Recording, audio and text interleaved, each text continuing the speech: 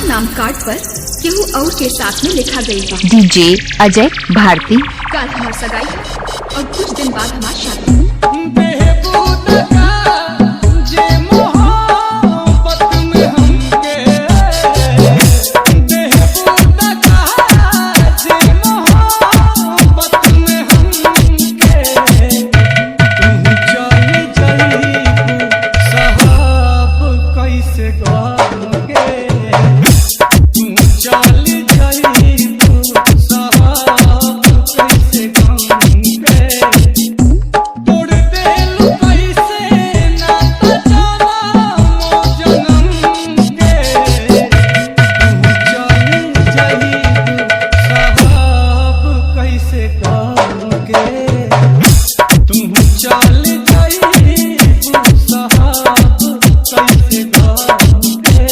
हो सके तो एक एहसान हम पर करना, हो सके तो एक एहसान हम पर करना। नजर में अगर आए कभी देख हमें नजरअंदाज न करना।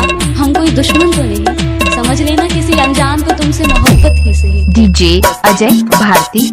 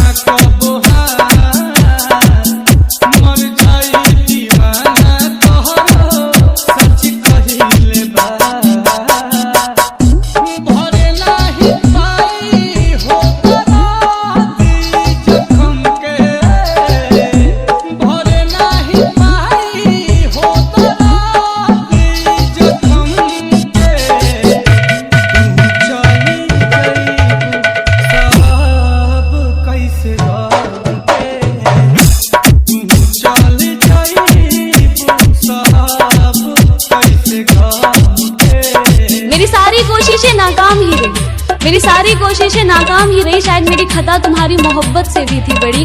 अब इस खता के लिए सजा अगर मौत भी है तो कोई गम नहीं, सजा जो हमें हमारी मोहब्बत की। अजय भारती नारायणपुर 93 54 74 99 47। दिल के पूछी नया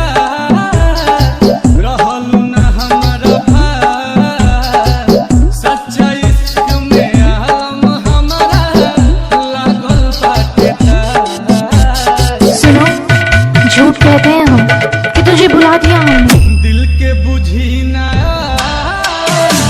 रहल ना हमारा भार, सच्चा प्यार में रहल हमारा लागल बाटे दार।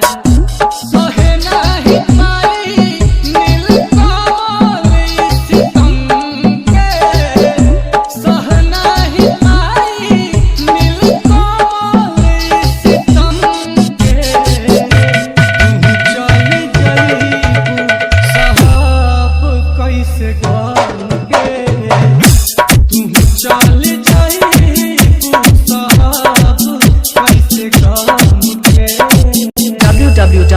अजय भारती नारायणपुर 93 54 74 99 47।